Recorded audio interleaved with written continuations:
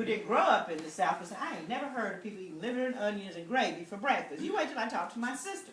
Well, and the same thing, people up north eat rice for breakfast with sugar and milk. I don't know what they think.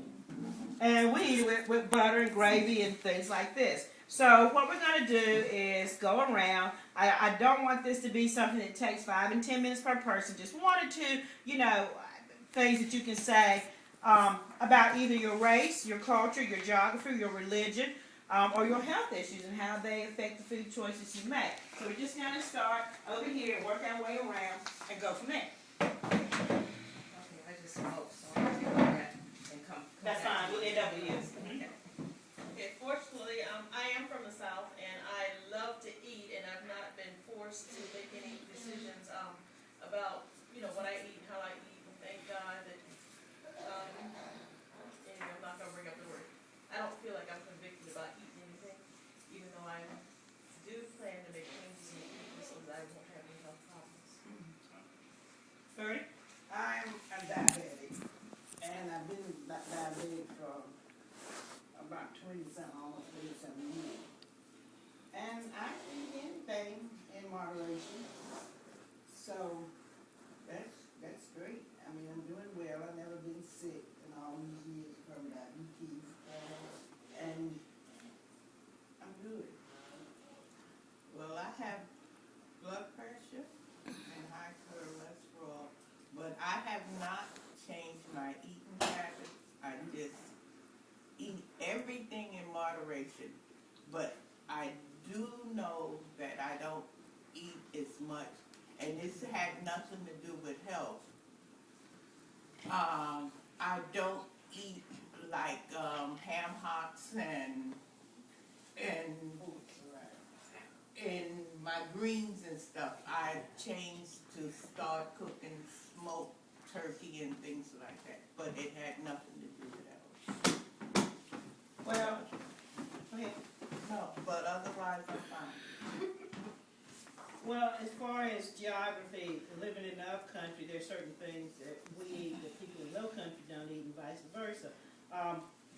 When my mother went through, prior to her going through her cancer treatments, we'd already started, because I had an elderly aunt, we had already cut out the fat back, things that were culturally traditional things that we ate. So we introduced olive oil, and we introduced vegetable oil, and smoked turkey to season with. We season with more herbs. We have always eaten. That was one of the things when I was growing up.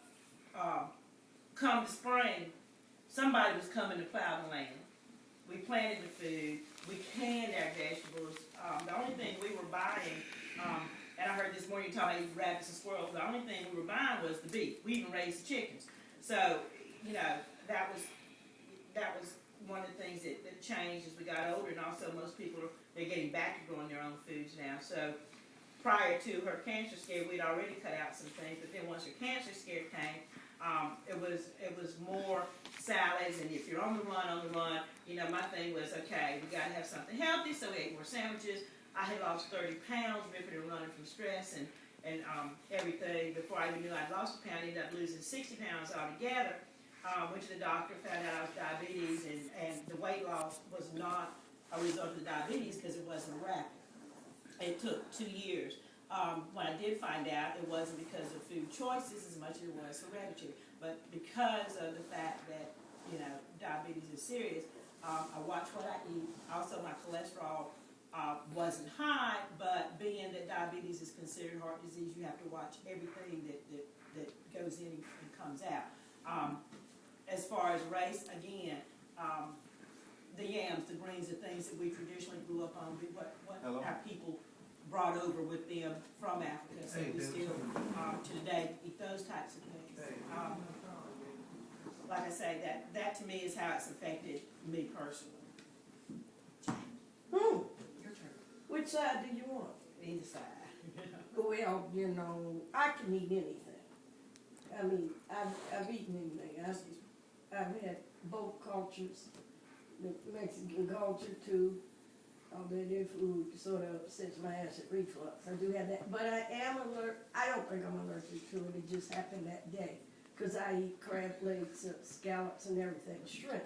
And I had a death-threatening thing from eating shrimp in a restaurant, and I still say it was the old shrimp or something, but anyway, I'm still scared to touch it. But, like the liver, we ate, I didn't eat anything for breakfast, and I don't have to have it, but I am a breakfast eater, that's what it's telling me. I will go down on breakfast, and I don't even hardly ever eat lunch, and then I eat supper, but then my diabetes, I'm not a diabetes, I'm diabetical. See, there's a difference. Brown say he diabetical, I'm diabetical. And, Explain that to us, Jackie. that's what the new word for it is, diabetical. Don't I eat just that, think you you're diabolical, but anyway. well, that too, but that's a bear. So anyway, I've eaten everything from ants, chocolate coated ants to snakes. Oh my God. Just my dad was a wild game hunter, and every year whatever they killed, we ate. They had a big festival, and we ate that. And then, well, that's what I told you, the Mexican food. You know, it never settled right on my stomach for some reason, but it was okay. But I don't have no trouble eating anything. I do watch more. When I was diagnosed, and I've never eaten sweets. So you don't become a diabetic because you eat sweets. Because the doctor told me throw away everything sweet in my house, and I fell out laughing. It's not a laughing matter. My daughter was living, she said she don't have anything sweet in her house. She never has. Cakes and pies and all like that. I never make cakes. I do like lemon meringue pie and the blackberry cobbler. But other than ice cream, my kids were like 2 or more before they knew what a cookie or something was. So I think I eat healthy, but I love collard greens and stuff. And my stepmother, my mother, in case y'all didn't know, my real mother died when I was 6 weeks old. But my stepmother raised us from the time I was 15 months old. So that's why when I say my mother, I'm really talking about my stepmother, but that's the only mother I know. And she was from Georgia, so you know we threw down. And I do love chicken feet and dumplings. I'm through. And that's, Rhonda? I grew up in the South. I grew up in a home where we ate lots of meat. We never ate pork or shrimp or things like that, but we ate chicken and beef. And I got cancer when I was 17 years old, and so I was a vegetarian at the time, and I'm a Seventh-day Adventist, and Seventh-day Adventist faith advocates the vegetarian diet, and that was one of the reasons I had become vegetarian by then.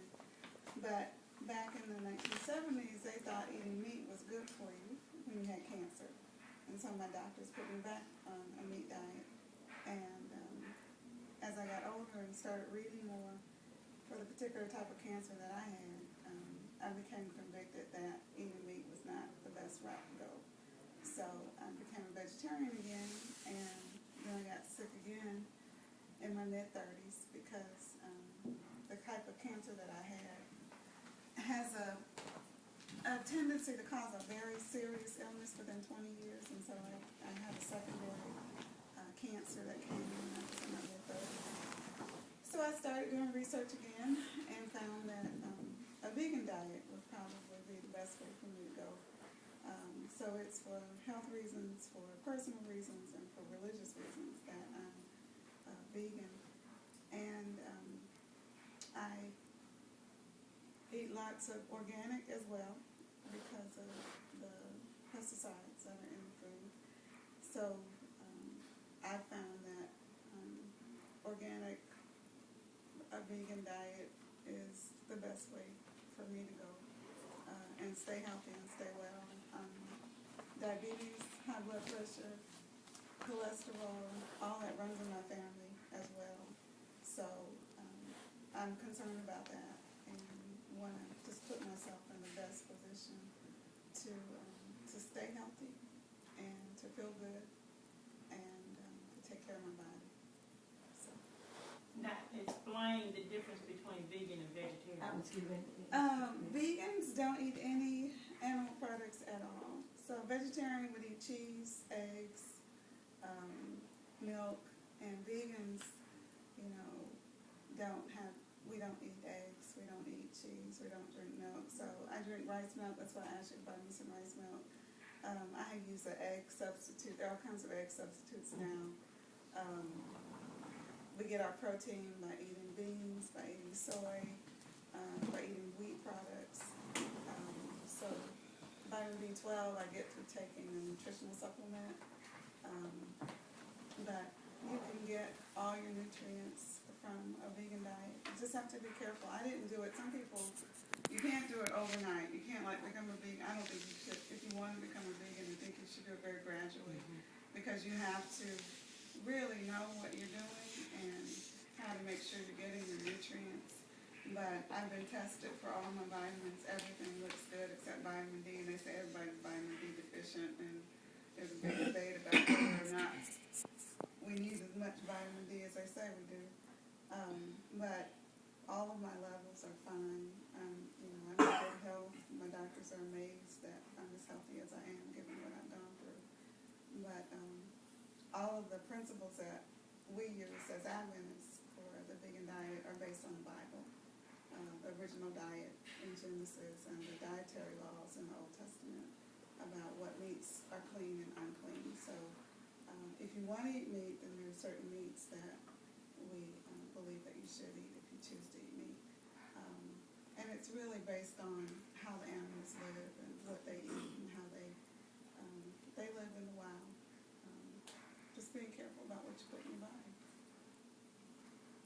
Is fish one of the things that you There's could? certain fish with scales are fine. Right.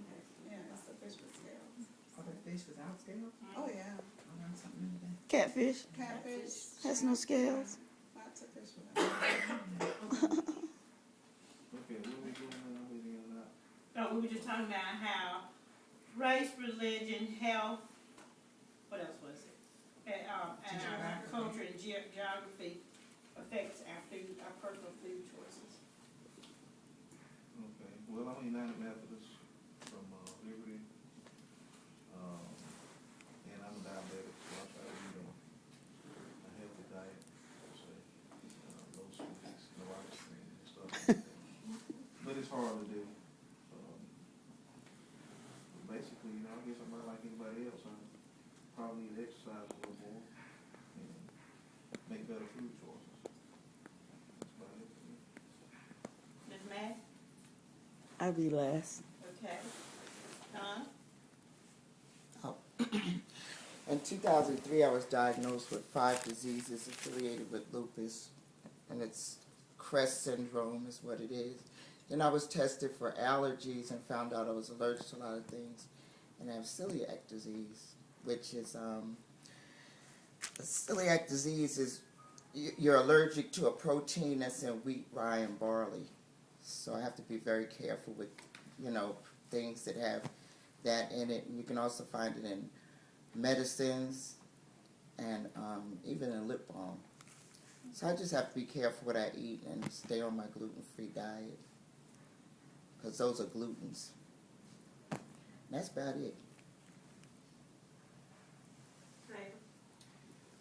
Well, even though I grew up in New Jersey, both of my parents are from Spartanburg. My dad is a master cook, and he hands down recipes to me, which is why I'm very domesticated in the kitchen. But as I got older, and he has diabetes, his side of the family, my paternal side of the family, diabetes runs rapid with the set of generation that my dad belongs to. And I lost my grandmother to diabetes, and I saw her go from the toe being cut off to the foot being cut off to, you know, getting both her legs amputated, and then seeing my dad and aunts and uncles having to take shots, and I'm scared to death of needles. I was under the impression, which I found out was a false impression a few months ago, that when we turned around 40, that's when diabetes would kick in for us. So out of fear, I started looking at more healthy food choices. In my house, if they get anything fried, and this has been for the last 10 years, it's a treat. I don't fry chicken. If I do have a crunchy meat, it's an oven fried type thing. I do use things like smoked turkey to season our food. I don't use, you know, ham hocks and fatback and all of that. As far as my recent commitment to better health, when I did turn 40, I was scared to death I was going to get diabetes. So I started exercising. I actually did the no meat fast a couple of times, and I started noticing a great change in my body, and more particularly in my digestive system, which, houses a lot of diseases. And so I started feeling better, and it was like a snowball effect. When you start doing one thing healthy, you start feeling better, you're encouraged to do other things like dancing or working out or whatever the case may be.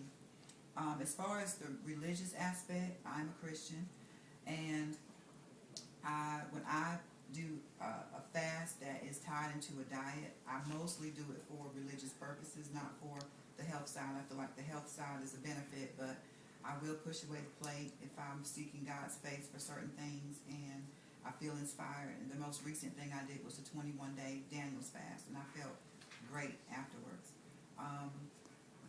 So what is the Daniel fast? The Daniel's fast ties into the Old Testament. The meal that he ate, Yes, the meal that he ate. And so basically we could have no meat, no sugar, nothing refined, nothing fried, no oils, no fats, no sweets, no carbonated drinks, no dairy, no bread.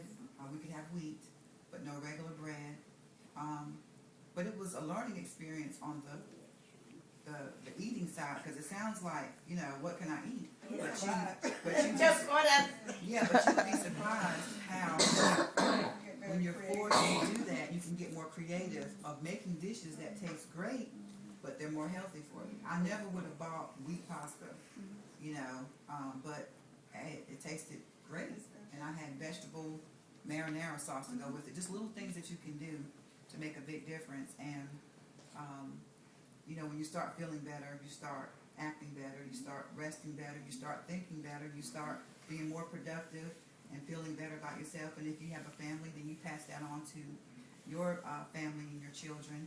And it's just a generational thing. I think that what we experience as African Americans is a generational thing. Our grandparents use lard, so we use lard, and it goes down. So I think I experienced a mixture of my own directed way of taking care of my health, also motivated by fear, and also motivated by religious purposes. Did that answer the question? Press it. no. Okay. I was born and reared on the farm as a sharecropper's daughter. We raised everything that we ate. We raised our wheat for flour. We raised our corn for cornbread, cornmeal. We raised our meats, chickens, pigs, and we always had gardens with vegetables, and we raised everything we ate. And I myself don't have any real health problems, but there's so many health problems in my family that I'm monitored every 6 months. My daddy died at 56 years old with a heart condition.